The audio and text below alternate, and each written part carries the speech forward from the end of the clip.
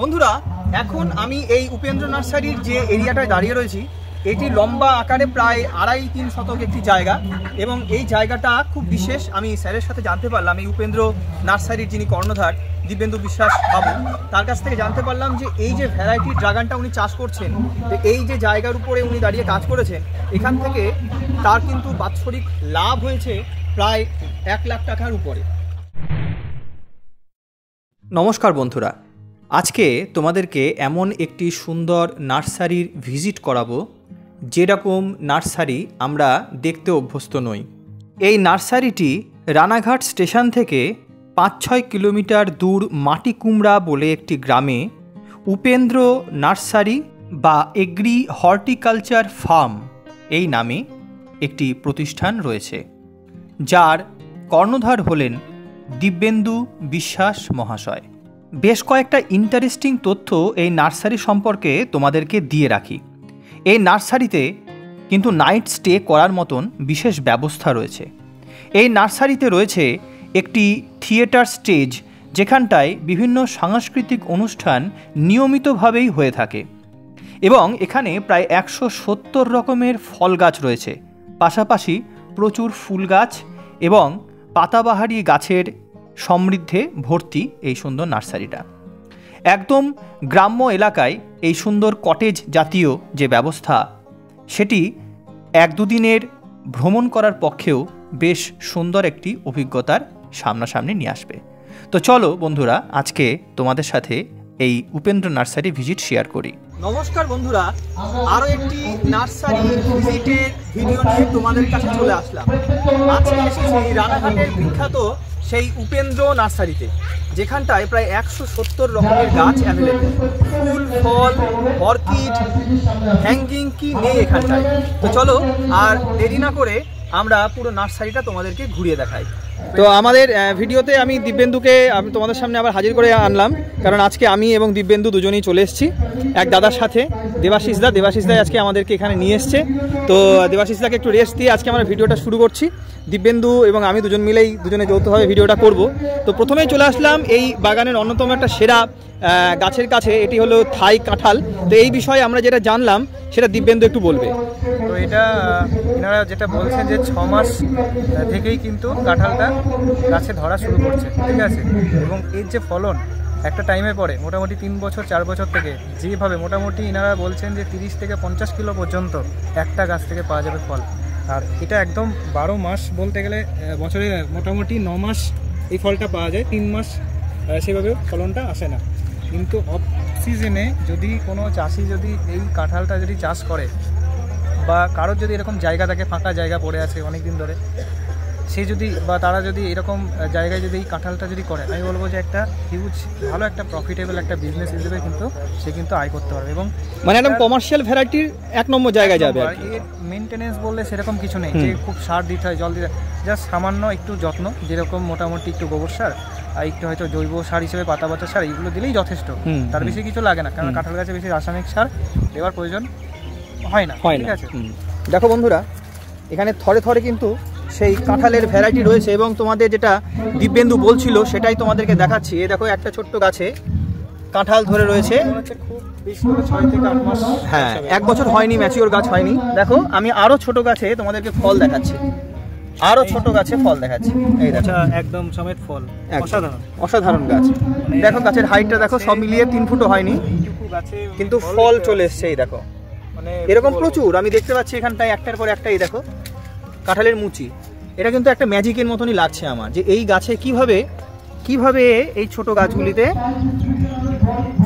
কাঁঠাল চলে আসতে পারে, কি অদ্ভুত লাগছে। হ্যাঁ, তো এইরকম একটা গাছকে আমরা নেবো আজকে, অবশ্যই এটা নেওয়া যেতে পারে এবং বাগানে এই একটা ভ্যারাইটি গাছ অবশ্যই রাখা দরকার প্রত্যেককে। এই দেখো আরেকটা গাছ পাশে দেখছি, দেখো এ কিন্তু ঝরার মতন নয়, একদম ফুল কিন্তু সেট হয়ে গেছে এবং কাঁঠাল দেওয়ার জন্য রেডি।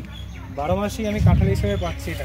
কোনোটাই আমরা তো বৈশাখ জ্যৈষ্ঠ মাসে কাঁঠাল খাই, কাঁঠাল বলতে ইঁচড়টা একদম, তারপরে কিন্তু আর ইঁচড়টা পাওয়া যায় না, সেটা কাঁঠাল হয়ে যায়। তাই আর এটা কিন্তু আমি 12 মাসে আমি খেতে পাচ্ছি, ঠিক আছে। আর ইঁচড় একটা অবশ্যই খুব একটা টেস্টি একটা কি বলবো সবজির মধ্যে করে সব রকমভাবে রান্না করে, যারা অনেকেই আমরা পছন্দ করি, সবসময় আমরা পাই না এবং দামও সেরকম হয়। যে অফ সিজনে আমাদের যদি কোনো কিছু মানে হঠাৎ করে খেতে ইচ্ছা হয়, যদি বাজারে যাই প্রচুর একটা দাম নিয়ে বসে দোকানে, হয়তো মোটামুটি 100 থেকে শুরু করে 200 টাকা পর্যন্ত দাম থাকে।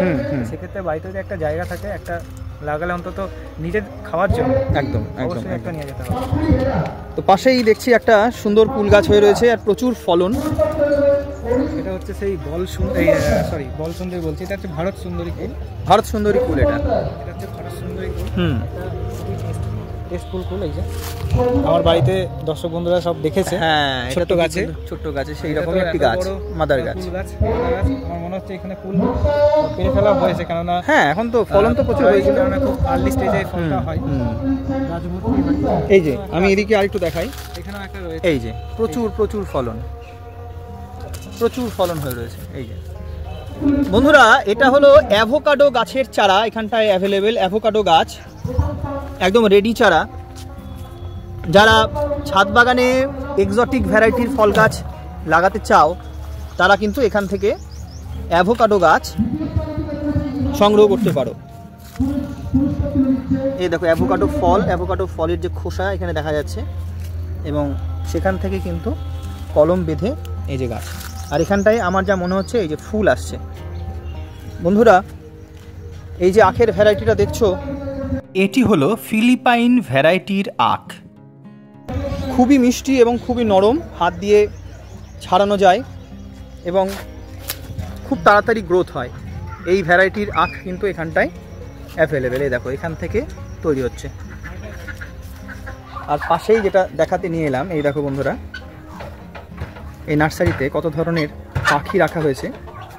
এটা প্রজনন এবং ডিম পারপাসে। এটা রুস্টার চিকেন।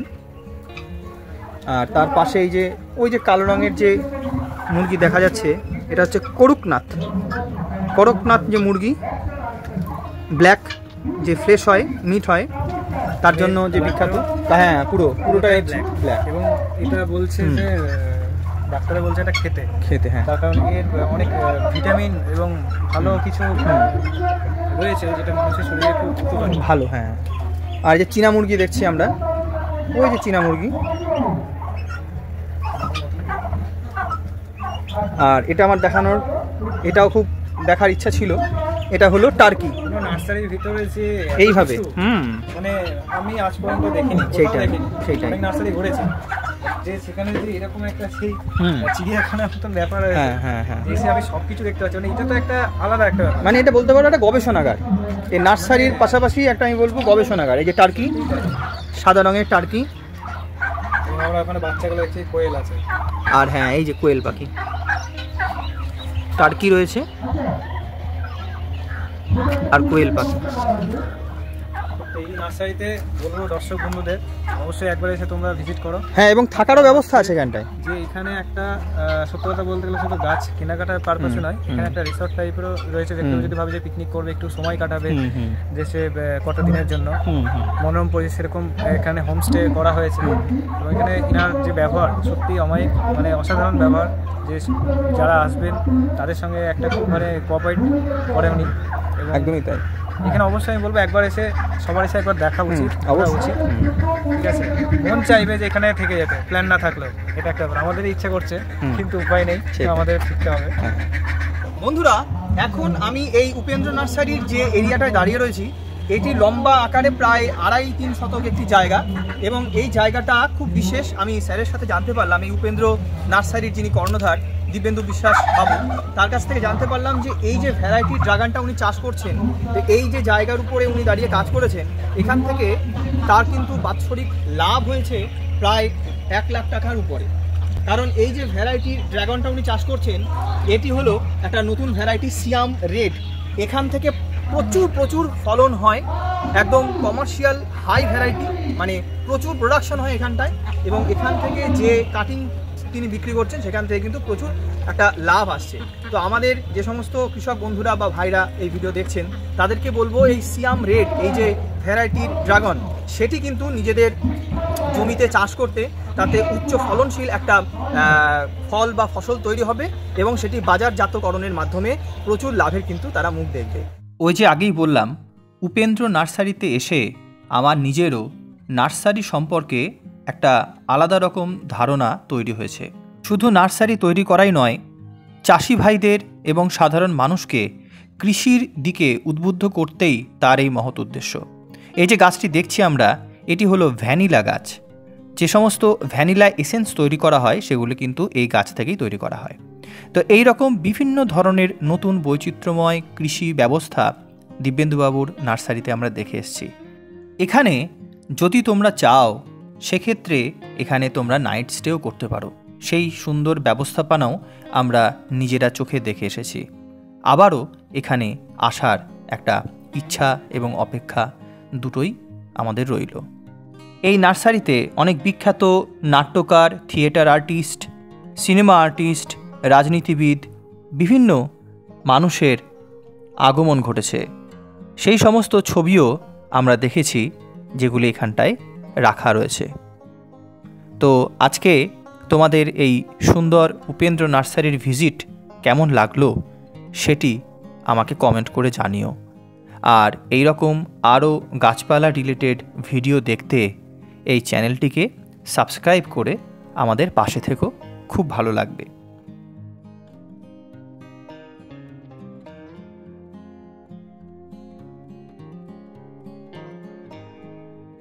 আজকে আমার এই উপেন্দ্র নার্সারির যে ভিজিট সেটি একটি সংক্ষিপ্ত একটা ভিজিট, কিন্তু বেশ কিছু খুব চমকপ্রদ তথ্য তোমাদের সামনে আজকে তুলে ধরলাম। আশা করব তোমাদের এই ভিডিওটা ভালো লেগেছে।